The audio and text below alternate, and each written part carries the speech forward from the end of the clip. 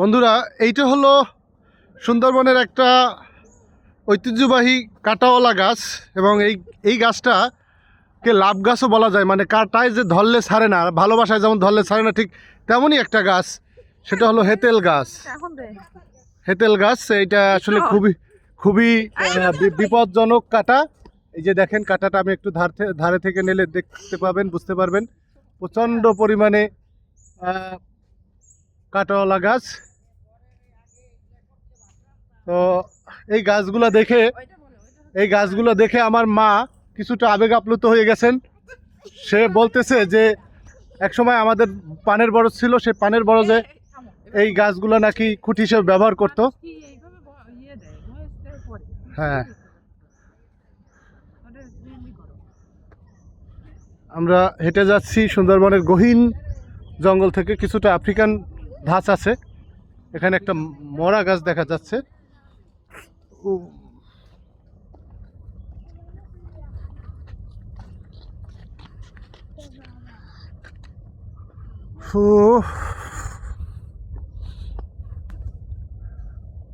চারদিকে শুধু হেতেল আর হেতেল। যাই হোক, হেতেল হেতেল। এই গাছটা হলো সুন্দরী গাছ এবং এই গাছটার নাম অনুসারেই এই বনের নাম রাখা হয়েছিল সুন্দরবন। কিন্তু গাছটার যে আসলে কোন জায়গা থেকে সুন্দর আমার আসলে মনে হচ্ছে না।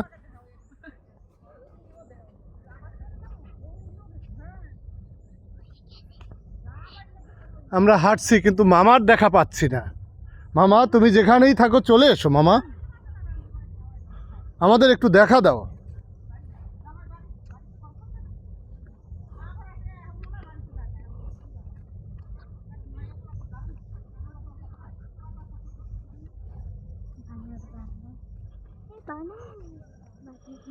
এই একটা গাছ সামনে দেখা যাচ্ছে, গাছটা মারা গেছে সম্ভবত।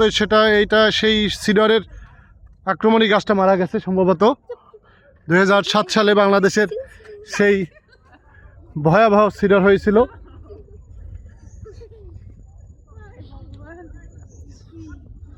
এখানে একটা ব্রিজ দেখা যাচ্ছে, ঝুলন্ত ব্রিজ। আচ্ছা, ব্রিজটা কি যাওয়া যাবে?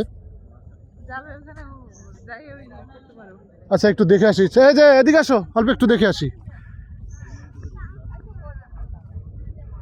ব্রিজটা। সুন্দরবনে আসলাম, যদি ব্রিজটা না দেখি ভালো হয় না।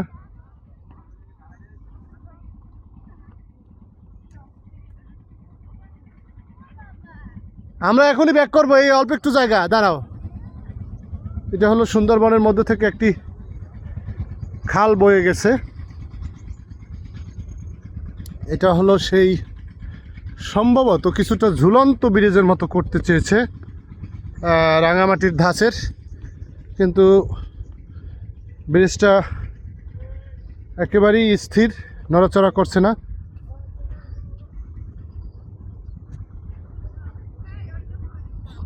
চলো,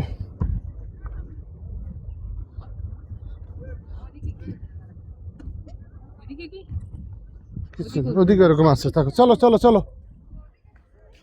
জানি না। সাইড দেন, সাইড দেন, সাইড দেন।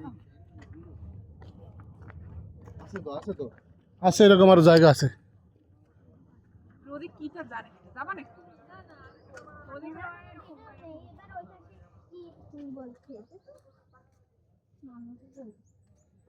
ঠাই নাই, ঠাই নাই, ছোট সে বন, কাটায় ভরে গেছে আমার মন।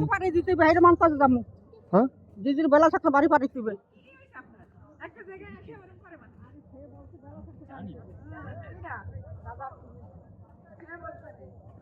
হ্যালো,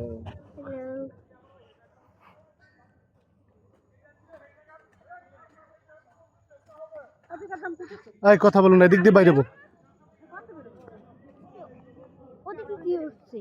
কিছু না।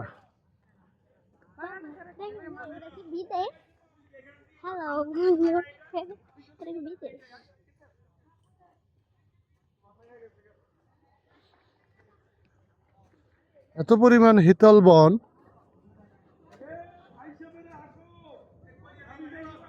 ওই যে ওয়াচ টাওয়ার,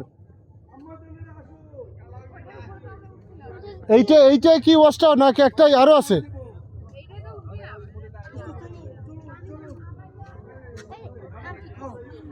ওয়াচটারে উঠবে না?